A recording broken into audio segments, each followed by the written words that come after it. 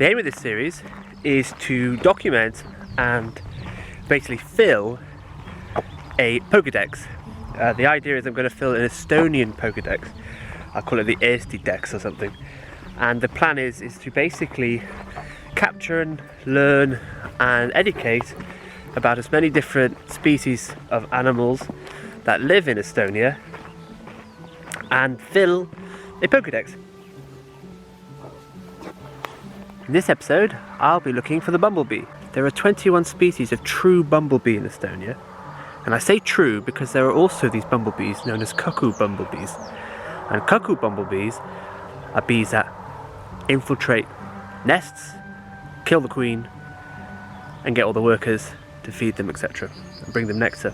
Most of the bumblebees we will see today are all going to be female, because at this time of year the males aren't out yet. To help me identify some of the bumblebees today, I have this excellent document that I found online, and it's actually specifically for Estonian bumblebees, and hopefully I can use that to identify some bumblebees. Maybe we'll find some cuckoo bumblebees, and most certainly we'll find some true bumblebees. Will we find some of the rarer ones? I'm not so sure, but we'll do our best. Now, it might be a bit too warm at this part of the day, but saying that, I've just spotted a bumblebee. So bumblebees have different lengths of tongues, some short, some medium, some long, and this enables them to deal with different plants that have different depths into which to get the nectar to, because obviously some plants are bigger than others in terms of their flowers. I'm also going to be creating unique pixel artwork for each animal that I find, and I sort of log into the Dex, so hopefully that will help me to remember what I've identified, so that when I'm older I'll remember, because I've spent so much time drawing them. So behind me is a rapeseed field full of rapeseed, and they're just starting to flower now, which means that the bumblebees will probably be keen to be in the field. But bumblebees don't have that much of a range from their nests, about 2 kilometers at most, some only 500 meters depending on the species. So I'm not expecting to see many bumblebees in this very large field behind me, but in the garden today we have many dandelions out and other wildflowers, and in fact there's been a conscious effort in this garden to not mow all the grass and to let some of it become like a meadow. Now, the bumblebee belongs to the genus Bombus, which is a great name, isn't it? Bombus. I've come into a forested part where it's much cooler to see if I can get hold of some bumblebee footage. Finally, a bumblebee that's actually foraging and not just looking for a nest.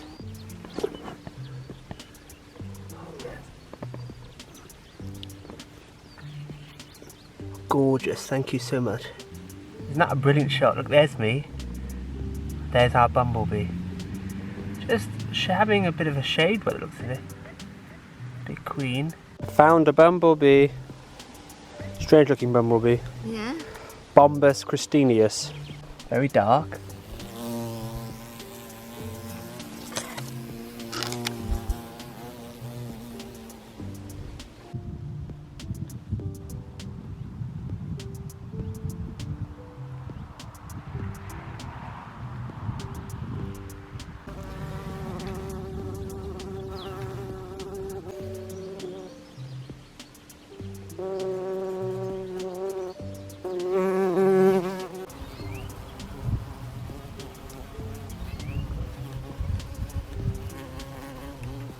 Wheel here.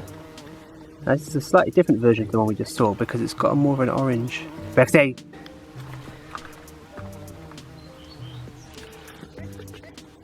Well, I'm absolutely thrilled. Just behind me are these trees.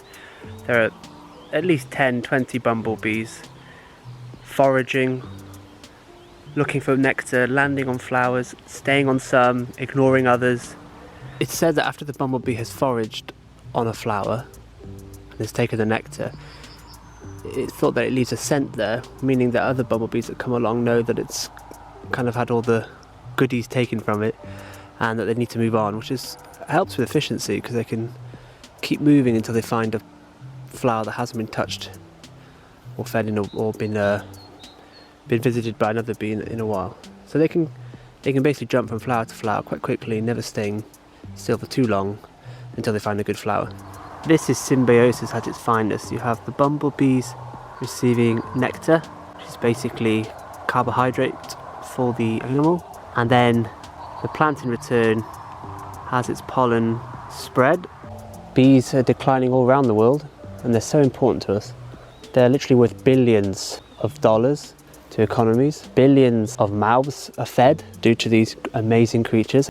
Please feel free to like and subscribe to the channel, The Welsh Estonians.